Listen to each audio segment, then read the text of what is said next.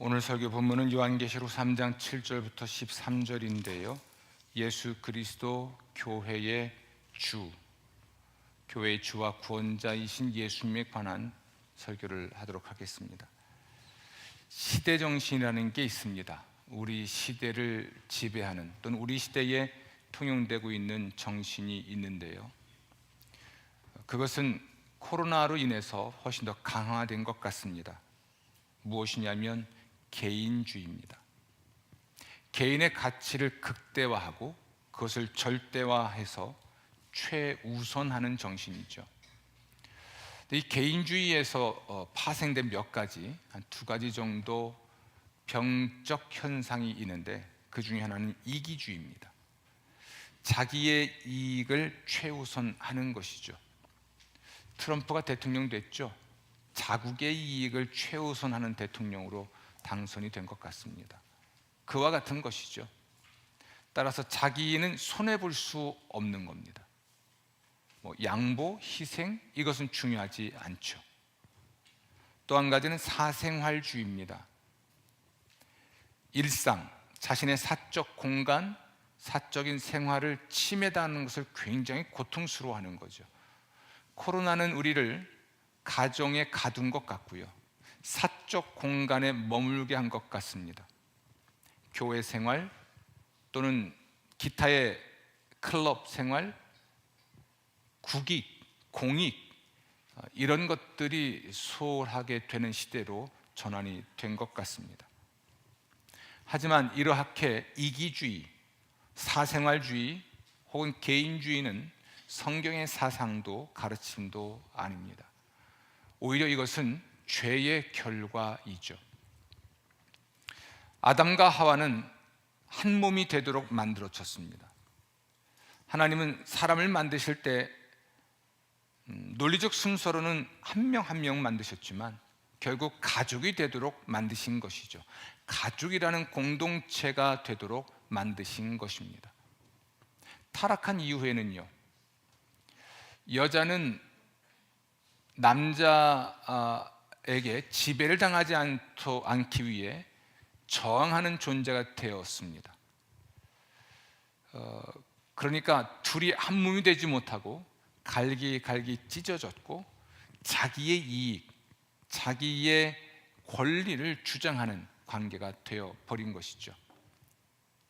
죄라고 하는 것은 결국 이렇게 갈기갈기 찢고 분리하여 고립된 상태로 만들지만 복음은 우리를 하나 되게 하고 공동체가 되게 합니다. 복음은 예수 그리스도를 통한 하나님의 구원과 축복과 통치인데요, 결국 예수를 믿는 믿음으로 우리는 하나님의 가족의 일원이 되는 것이죠. 우리를 구원하시는 사건의 논리적 순서로 본다면 마치 아이가 엄마 뱃속에서 나올 때 개인으로 출생하듯이 그렇게 개인으로 구원받지만 결국은 하나님의 백성이 되는, 하나님의 가족의 일원이 되도록 우리를 구원하시는 겁니다. 여러분, 우리는 태어날 때는 개인으로 태어나도 가족의 일원으로 태어나죠. 마찬가지입니다. 중생의 은혜로 하나님의 자녀가 되는 권세를 받는 건 개인적으로 이루어지지만 그렇게 구원을 받는 건 하나님의 가족의 일원이 되도록 구원을 받게 됩니다. 하나님의 가족, 이것을 우리는 교회라고 이야기합니다. 죄의 결과는 이기주의, 사생활주의 혹은 개인주의입니다. 그러나 구원의 은총의 결과는 공동체입니다. 공익을 우선하는, 자신의 이익보다 이웃의 이익을 우선하는, 궁극적으로는 하나님의 영광을 위해 살아가도록 하지요. 여러분, 이 요한계시록은 교회를 위한 그리스도 예수의 계시입니다.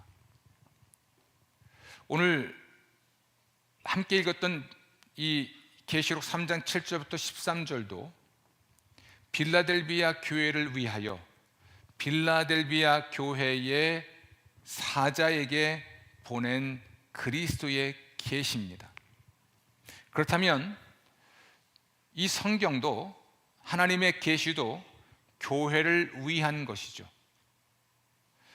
사도 요한이 신앙의 문제로 박해를 받고 반모라는 섬에 유배를 가 있습니다. 예수님께서 인류 역사의 전망에 대한 계시를 주실 때 사도 요한을 개인적으로 위로하고 격려하기 위해서 사적 황홀경을 주신 것이 아닙니다. 이 요한계시록은 철저하게 교회를 위한 것이고 교회에게 보내는 글이었던 것이죠. 요한계시록 오늘 3장 말씀을 자세히 강의하진 않겠습니다. 우리가 말씀을 요한계시록을 묵상하고 있고요. 그리고 아마 이번 주 어강까지는 결국 요한복음 3장 어강까지 묵상할 것입니다. 아시아의 7교회로 일컬어지는 그 교회들에게 보낸 편지의 한 부분인 빌라델비아 교회 이야기를 하지 않고 교회에 대한 전반적인 이야기를 오늘 하고자 합니다. 그것은 교회의 주와 구원자가 예수 그리스도이기 때문이고요. 어느 한 개교회에 집중하지 않고 교회 전체에 관해서 이야기를 함으로써 우리가 하나님의 진리를 바르게 이해할 수 있기 때문입니다. 요한계시록 1장 1절 보면 요한계시록은 그리스도의 계시라고 되어 있는데 이제 반드시 곧 될 일에 관한 그리스도의 계시입니다. 또 계시록 1장 11절 보면 이것을 아시아에 있는 7교회에 보내라라고 주님은 지시하셨습니다. 그리고 이 예언의 말씀을 읽는 자, 듣는 자, 지키는 자가 복이 있다 하셨는데 이 예언의 말씀을 읽는 현장은 골방이 아니라 교회당, 그리고 한 개인이 아니라 교회였습니다. 그래서 이 예언의 말씀을 읽는 자, 듣는 자, 지키는 자가 복이 있다는 것은 이 말씀을 실천하는 현장도 교회라는 것을 우리에게 분명히 가르쳐주고 있죠. 그 시대에는 두루마리로 된 성경이 있었죠. 오늘날처럼 인쇄술이 발달해서 모든 사람 손에 성경책이 주어지지도 않았고 워낙 과학이 발달해서 핸드폰, 스마트폰에 성경을 담고 다니지 못했기 때문이라고 말하기에는 성경의 진리는 너무나 명확한데요, 그 두루마리 성경을 들고 골방에 들어가는 장면은 상상할 수 없다는 얘기입니다. 이 두루마리 성경을 가지고 모인 곳에 와서, 교회에 와서 이 성서를 읽는 사람이 있었고, 그리고 그 자리에 있는 사람들은 들었고, 그리고 함께 이 말씀을 지켰던 것이죠. 성경을 읽는 맥락, 성경을 읽고 듣는 현장은 교회였지 골방이 아니었다는 말입니다. 따라서 우리가 그리스도의 계시의 말씀을 듣는 현장 또는 읽는 현장 그리고 실천하는 현장이 교회라면 여러분, 우리에게 교회가 얼마나 중요할까요? 그럴 만큼 우리 모두는 교회를 중요하게 여기고 있는지 한번 생각해 보십시오. 신앙생활을 하다 보면 그냥 홀로 신앙생활을 하는 것이 낫다고 생각할 수도 있습니다. 사도 요한이 요한계시록을 쓰고 또 교회로 편지를 보낼 때는 신앙의 박해기입니다. 따라서 함께 모여서 예수 그리스도를 찬미하고 하나님을 예배한다는 것은 정치적으로, 사회적으로 굉장히 위험합니다. 위험하다는 정도가 단순히 불편한 정도가 아니라 생사가 오고 가는 문제였죠. 그런데도 그들은 모였습니다. 여러분, 신앙의 박해기에 각자 골방에 들어가서 자기 신앙을 겨우 지킨 역사는 없습니다. 히브리서 10장 24절 25절은 신앙의 박해를 받아 지금 흩어진 유랑생활하고 있는 그리스도인들에게 보낸 편지인데, 신앙의 박해를 받을 때일수록 힘써야 될 것이 모이는 일이었습니다. 서로 돌아보아 사랑과 선행을 격려할 필요가 있었던 것이죠. 그래서 모이기를 피하는 어떤 사람들의 습관처럼 습관적으로 모이지 않으려는 모이지 않으려는 습관을 타파하고 모이게 힘쓰고, 그래야만 사랑과 선행을 서로 격려하여 고난의 때, 환난의 때를 이길 수 있었기 때문입니다. 신앙의 박해 역사에 있어서 카타콤은 중요한 역할을 합니다. 상징적인 것인데요, 신앙의 박해기에 모일 곳이 없으니 그들이 찾아간 곳이 지하 무덤이었다고 하죠. 가족이 내려가서 지하 무덤에서 예배를 드린 게 아니라 신앙의 사람들이 함께 내려간 것입니다. 물론 무덤이 크지 않으니까 오늘날처럼 수백 명 모일 수는 없었겠으나, 그러나 적어도 우리 가족을 포함해서 몇몇 가정은 지하 무덤에서 신앙의 고백과 성찬 예전과 서로 사랑과 선행을 격려하곤 했습니다. 코로나19는 이런 개인주의, 사생활주의를 굉장히 고착화시킨 것 같습니다.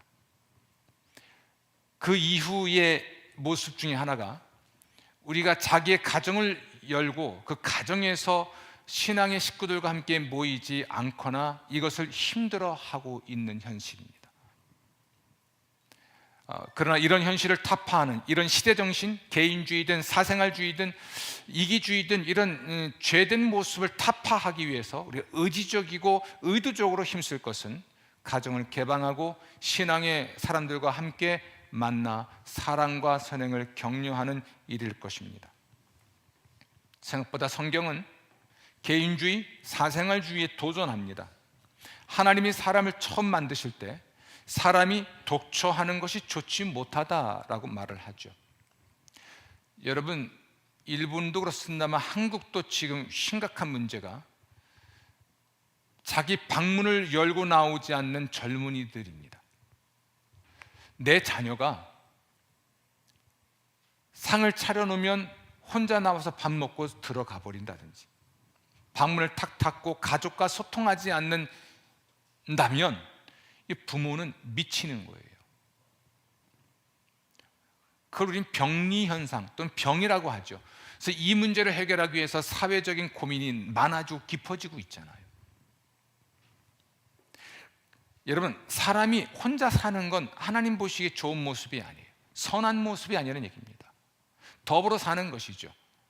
그런데 부부간에도, 부모와 자식 간에도 그냥 혼자 살아요. 같은 공간에 있지만 전혀 교류가 없다는 얘기입니다. 친밀한 교류가 없이 부부간에, 부모와 자식 간에, 형제들 간에 그렇게 살아가고 있는 겁니다. 컴퓨터 모니터 하나 놓고 그 모니터에 등장하는 사람들하고 교제하며 사는데, 이건 그 인격적 교제가 아닙니다. 매우 일방적인 만남인 것이죠. 이 가상세계가 됐던, 아니면 텔레비전 모니터 또는 브라운관에 등장하는 여러 인물들과의 소통이든, 이런 방식으로 골방에서, 자신의 개인 방에서 혼자 세상을 사는 것을 우리는 건강하다고 말하지 않아요. 그런데 우리는 오늘날 이 신앙생활을, 맥락을 잃어버린 신앙생활, 현장을 잃어버린 신앙생활을 심각하게 생각하지 않아요. 이게 영적 병리 현상입니다. 영적인 타락의 모습이에요. 사실 여러분, 사생활이 침해당하는 걸 좋아할 사람은 아무도 없습니다. 그러나 더불어 살 때 누릴 수 있는 혜택이 더 큰 거죠. 고립감, 외로움, 이건 자살에게 이르게 하는 굉장히 심각한 병인 것이, 사회적 질병인 것이 지금 우리 사회에서 이 문제 해결하기 위해서 지출되는 사회적 비용이 점점 늘고 있다는 것으로 증명되고 있지 않습니까? 코로나19는 코로나 블루와 같은 우울증을 앓게 했고, 이 병리 현상이 우리의 영적인 삶에도 영향을 줘서 개교회에 이 공동체를 함께 하려고 하지 않는 현상이 생겨났다고 합니다. 통계에 의하면 코로나 이후에 교회에 허리락할 수 있는 30, 40대들이 5명 중에 한 사람인가요? 4사람 중에 한 명인가요? 그러니까 예배당에 오지 않고 온라인 성도로 남아있는 겁니다. 그들은 다시 현장에 들어올 생각이 없죠. 온라인으로 헌금하고 온라인으로 예배드리고, 그리고 다른 성도가 내게 다가오거나 내 삶에 관여하는 것을 거절하는 것입니다. 이런 개인주의, 이기주의와 같은 것들은 고립시키고요, 영적으로는 고아로 살게 만들어 버립니다. 건강하지 않습니다. 사랑하는 성도 여러분, 우리는 교회로 존재하도록 구원을 받았습니다. 교회가 되도록 구원을 받은 것이죠. 아멘. 성경은 개인주의와 사생활주의에 도전을 하고 있는데, 이걸 증명해주는 중요한 말씀이 오늘 요한계시록에도 있습니다. 사도 요한이 주님의 날에 성령에 감동하여 음성을 들었는데, 그 음성을 확인하기 위해 돌이켰는데 그가 본 것이 7 금촛대입니다. 그리고 놀라운 건 7 금촛대 사이를 거니시는 인자 같은 이를 봤어요. 그는 예수님이십니다. 요한계시록에 의하면 7 금촛대는 7 교회요, 그러니까 요한이 편지를 보내야 될 교회들인 것이고, 교회들 사이를 거니시는 것은 이 7교회 전체를 설립하시고 감독하시고 양육하시고 축복하시고 보호하신 분이 예수님이시라는 것입니다. 만약 그렇다면 우리가 그리스도를 볼 수 있는 현장은 교회입니다. 그렇죠? 그리스도의 말씀이 드러난 곳, 그리스도의 말씀이 일으켜지는 곳, 전달되는 곳, 그리스도가 임재하시고 그리스도가 돌보시고 축복하시는 곳, 그것이 교회라면, 또 교회이기 때문에 우리가 그리스도를 경험할 수 있는 현장은 교회이지 골방이 아닙니다. 이렇게 말하면 무리가 될까요? 교회를 떠나서는 예수님을 볼 수가 없습니다. 교회 밖에는 구원이 없다라는 것이 종교개혁가들이 비판했던 내용 중에 하나이기도 하지만, 사실은 성경적으로 틀린 말은 또한 아닙니다. 여러분, 정상적이라면 교회에서만 예수님이 구원자라는 사실을 알고 믿고 예배를 드리죠. 예수만이 구원자라는 사실을 듣는 현장은 교회죠. 당연히 예수의 구원의 복음을 들을 수 있는, 또 그걸 눈으로 목격할 수 있는, 그리고 예수님의 성품을 닮아갈 수 있는 사랑의 관계가 형성된 곳이 교회잖아요. 교회 밖에서 밖에는 구원이 없다는 것은 사실은 부정적인 의미가 아닙니다. 매우 긍정적인 것이죠. 그리스도를 만날 수 있는 곳, 그리스도를 경험할 수 있는 곳, 그리스도를 닮을 수 있는 곳, 그 모든 현장이 교회인 것이죠. 하지만 우리 시대는 교회를 떠나고 교회당을 벗어나서 그리스도와 개인적으로 1대1로 관계를 맺으려고 하는 움직임이 있는 것 같습니다. 바다를 산책하면서 하나님을 예배한다. 예배당은 오지 않고, 산에 오르면서 그리고 일출을 보거나 석양을 보면서 하나님을 예배하고 그분의 창조 능력을 찬양한다. 교회당은 오지 않습니다. 아주 훌륭한 교향곡을 감상할 수 있고, 영감이 가득한 소설, 제가 톨스토이를 좋아했는데요, 톨스토이를 읽는다든지 아주 감동적인 시구를 읽으면서 그리스도를 경험하려고 합니다. 어제 우리가 멋진 음악회를 했죠. 좋은 연주자들이 우리를 감동하게 했습니다. 가장 좋은 연주자는 우리 찬양대 50명의 우리 교인들이었습니다. 할렐루야.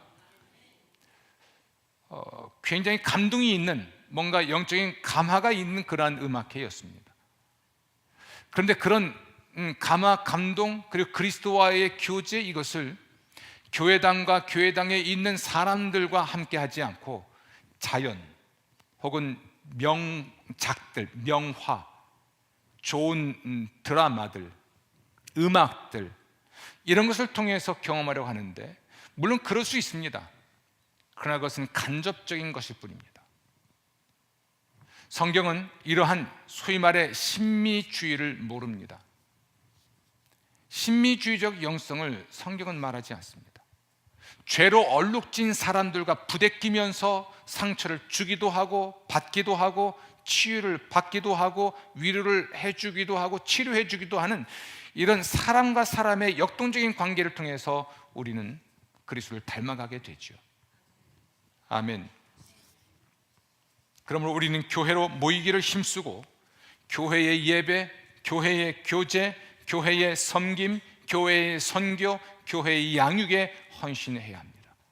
그래야 우리가 예수님을 알 수 있고 예수님을 볼 수 있고 예수님을 경험할 수 있고 예수님을 닮을 수가 있습니다. 교회 없이 이것은 불가능한 이야기입니다. 매우 중요한 이야기 한 가지를 해보겠습니다. 이것은 교회에 관한 또 다른 차원의 이야기인데요, 교회의 정체성은 그리스도가 부여한다는 진리입니다. 예수님 말씀하셨죠. 내가 내 교회를 세우겠다 했습니다. 교회는 누가 설립하십니까? 예수님이 하십니다. 성령의 감동을 입은 사람들이 주님의 교회를 세우는 일원이 되곤 하겠죠. 요한계시록 2장 3장에 기록된 교회들의 이름은 그 지역의 명칭을 땄습니다. 에베소, 서머나, 버가모, 두아디라, 사데, 빌라델비아, 라우디게아. 그러나 이 교회의 특색, 에베소 교회의 특색과 정체성은 그리스도가 부여하셨습니다. 오늘 빌라델비아 교회를 한번 보십시오. 7절, 빌라델비아 교회의 사자에게 편지하라. 거룩하고 진실하사 다윗의 열쇠를 가지신 이 곧 열면 닫을 사람이 없고 닫으면 열 사람이 없는 그가 이르시되 라고 기록되어 있죠. 여러분, 빌라델비아 교회들은 예수님이 어떤 분인 줄 알게 되냐면 그분은 다윗의 열쇠를 가지신 분으로 알게 됩니다. 메시아 왕국의 열쇠를 가지신 분으로 그분이 열면 닫을 수 없고 닫으면 열 수 없는 그런 주권자라는 것을 빌라델비아 교인들은 알게 되죠. 그러나 그 앞에 보면 사대교회를 보면 이 사대교회는 하나님의 7영과 7뼈를 가지신 이라고 예수님이 계시되어 있습니다. 이렇게 7교회마다 다른 예수님처럼 보이는 분을 계시하는데 이것은 그 교회의 문제가 또는 그 교회의 형편이 각각 달랐기 때문에 그렇습니다. 여러분, 에베소 교회, 사랑을 잃은 교회라고 하지만 에베소 교회에는 예수님을 이렇게 드러냅니다. 오른손에 있는 7뼈를 붙잡고 7 금촛대 사이를 거니시는 이라고 계시되어 있습니다. 우리가 말씀 묵상하다 보면 7개 교회마다 예수님의 모습이 다르게 등장되고요, 그것은 철저하게 1장에 계시된 예수님의 모습, 전체 모습인 것을 알 수가 있죠. 에베소 교회의 예수님, 서머나 교회의 예수님, 이렇게 해서 라우디게아 교회의 예수님까지 전체를 모아놓으면 예수님의 전체적인 모습을 알 수가 있어요. 제가 여러분과 나누고자 하는 이야기는 교회의 정체성은 예수님이 부여하십니다. 세상이 어떤 세상인데 아직도 교회가 그래? 맞아요? 틀려요? 세상이 어떻게 변했는데 아직도 교회가 그래? 교회의 정체성은 시대 정신이 부여하지 않습니다. 세상이 아무리 변해도 그리스도가 부여한 정체성이 그 교회의 정체성입니다. 그 교회의 특색이죠. 크게 보면 함께하는 교회는 장로교, 감리교도 아니고 순복음도 아니고 침례교도 아닙니다. 그리스도 교회도 아니죠. 구세군도 아닙니다. 성결교회입니다. 또 중간쯤 보면 우리 교회는 충주 성결교회도 아니고 성광 성결교회도 아니고 신촌 성결교회도 아니고 함께하는 성결교회죠. 우리 함께하는 교회의 이름이 함께하는 교회지만 이 교회의 특색, 이 교회의 색깔을 입힌 분은 누구실까요? 그리스도 예수이십니다. 뜻에 맞지 않아서 교회를 이탈하고 자기들 색깔을 입히는 교회를 만들면 그게 교회가 될 수 있을까요? 성령의 감동을 입은 사람들이 하나님의 뜻에 따라 설립하는 것이 교회입니다. 교회의 이름은 또 교회의 문화와 같은 것들은 또는 교회의 상황과 같은 것들은 지역색을 띨 수 있겠으나 그 교회의 영적인 정체성은 철저하게 그리스도가 부여합니다. 우리 교회는 왜 그래요? 라고 물으면 답이 딱 하나예요. 우리 교회니까. 여러분, 이 빌라델비아 교회는 칭찬을 듣습니다. 그렇죠? 칭찬을 듣습니다. 7교회에 주신 메시지는 3가지예요. 칭찬, 책망, 약속. 약속은 동기부여를 해줍니다. 책망은 교정합니다. 칭찬은 격려하죠. 그런데 여러분, 이것은 매우 중요해요. 에베소 교회 성도가 들은 책망은 빌라델비아 교회 성도는 듣지 않습니다. 에베소 교회가 들은 칭찬을 빌라델비아 교회 성도는 못 듣습니다. 우리가 칭찬을 들어도 함께하는 교인이기 때문에 듣는 칭찬인 것이고, 책망을 들어도 함께하는 교회 교인이기 때문에 책망을 듣는 것이고, 약속을 받아도 함께하는 교회 성도이기 때문에 약속을 받는 거예요. 충주 선교교회는요, 그 교회 나름대로 교정해야 될 게 있으면 꾸짖을 것이고, 격려할 일이 있으면 칭찬하실 것이고, 하나님의 일을 위해 동기부여가 필요하면 약속을 주시겠죠. 아멘. 약속을 한번 볼까요? 오늘 빌라델비아에게 주신 약속이 있습니다. 12절, 이기는 자는 내 하나님 성전에 기둥이 되게 하겠다. 아멘.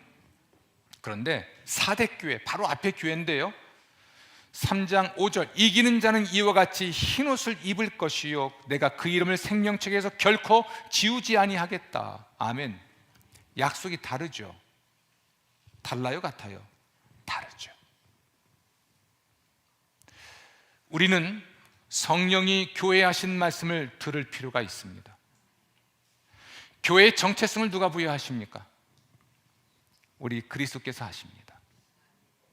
제가 저희 교회에 관하여 기도하면서 가장 오래된 새 것이라고 하는 중요한 슬로건을 여러분에게 말씀드렸죠. 교회가 설립된 때부터, 또 교회 초기의 역사 때부터 우리가 가져왔던 것인데, 유독 한국 교회에는 이것이 소개되지 않아서 전혀 모르기 때문에 새로울 수밖에 없는 것들, 그 중에 하나가 가정이고, 그 중에 하나가 교리고, 그 중에 하나가 교회력이고, 그 중에 하나가 예배 예전이고, 이렇게 말씀을 드렸습니다.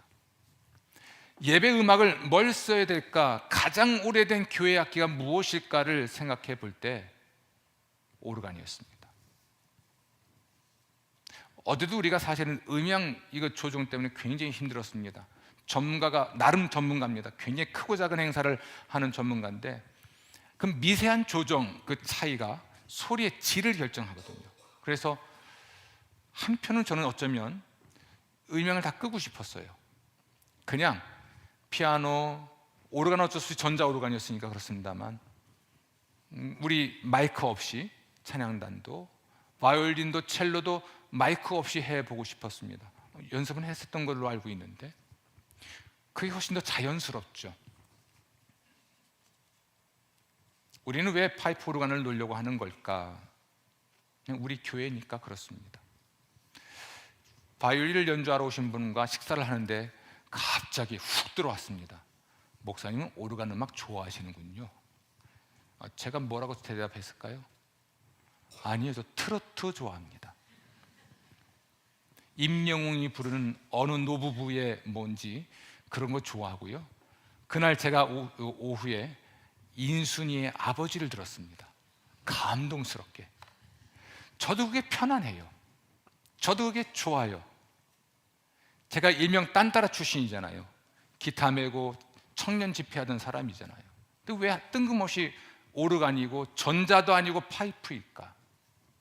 그냥 우리 교회니까. 제가 받은 주님의 뜻이 있기 때문에. 이런 겁니다.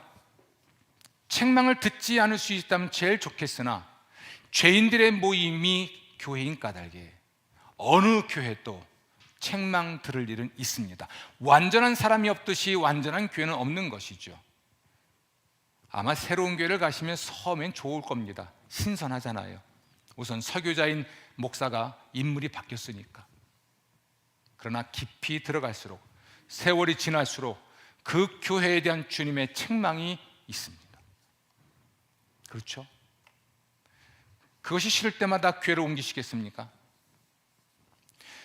여러분, 교회를 바꾸려고 하시지 마시고 그 교회에 대한 주님이 주신 정체성이 무엇인지를 이해하고 그것에 맞추고 그것을 이루려고 하십시오. 그래야 영적 고아 또는 떠돌이 신앙생활을 하지 않을 수 있을 것입니다. 여러분이 교회의 색깔을 입히는 분들이 아닙니다. 예수님께서 교회의 색깔을 입히십니다. 왜 우리는? 라는 질문을 누군가가 하면 대답은 단순합니다. 우리니까. 함께하는 교회를 세우신 우리 주님께서 이 교회에 색깔을 입히십니다. 이것이 우리의 정체성입니다. 우리 교회는 충주 성결교회하고 달라요. 색깔이. 교파로 본다면 감리교회하고 다릅니다. 그렇죠? 다릅니다. 넓게 보면 천주교회하고도 다릅니다. 개신교회로서. 이것을 명심한다면 우리는 매우 중요한 것 하나가 있습니다. 성령이 교회에 하시는 말씀을 듣는 것이죠. 그래서 요한계시록 3장은 마치 음악으로 말하면 스타카토처럼 귀 있는 자는 성령이 교회에 하시는 말씀을 들을지어다 반복합니다. 에베소 교회 성도들이 에베소 교회 사자를 통해서 듣는 메시지와 빌라델비아 성도들이 빌라델비아 교회의 사자를 통해서 듣는 메시지가 달라요. 이 모든 걸 종합하면 우리 주 예수 그리스도의 총체적인 말씀이 되겠지만 적어도 우리는 함께하는 교회 성도로서 이 교회에서 선포되는 말씀을 통해 나에 관하여 나에게, 가족에 관하여 가족에게 주시는 말씀을 들을 수가 있습니다. 이 시간에도 마찬가지입니다. 어떤 사람은 지금 이 설교를 통해서 칭찬을 들었는지도 모릅니다. 잘하고 있다, 잘했다, 이런 격려를 받고 있겠죠. 하지만 어떤 분은 지금 꾸지람을 듣고 있는지도 모릅니다. 화가 나 있을 수도 있습니다. 또 어떤 분은 약속을 받았겠죠. 내가 교회가 되고 교인으로서 살아가는 삶에 대한 동기부여를 받는 것인데 그것이 내용이 무엇이든지 간에 같은 시간에 하나님의 말씀을 들으면서도 어떤 이는 칭찬을, 어떤 이는 책망을, 어떤 이는 약속을 받는 것이 다르듯이 모든 대한민국의 교회가 이 주일 예배 시간에 선포되는 말씀이 달라서 생명의 삶의 본문을 가지고 설교하는 교회가 대한민국에 굉장히 많겠으나 이러한 유형의 설교는 우리 교회만 유일하니까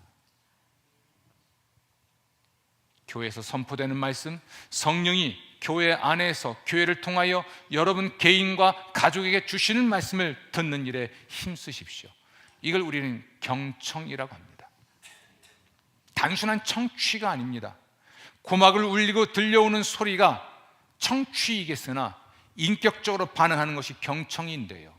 하나님 말씀을 귀하게 듣고 그 말씀을 인하여 기뻐하시고 위로받으시고 격려받으시고 스스로를 바로잡아서 주의 영광되는 하나님의 종들 되시기를 주의 이름으로 축원합니다. 빌라델비아 교회가 주의 말씀을 듣고 칭찬과 격려를 받았습니다. 약속을 받았어요. 저는 바라기는 빌라델비아 교회처럼 꾸지람이 없었으면 좋겠습니다. 우리 교회가. 그러나 또 완전하지 않기 때문에 언제든지 회개할 수 있는 교회를 만드시고 여러분 삶에 하나님의 복이 임하기를 주의 이름으로 축원합니다.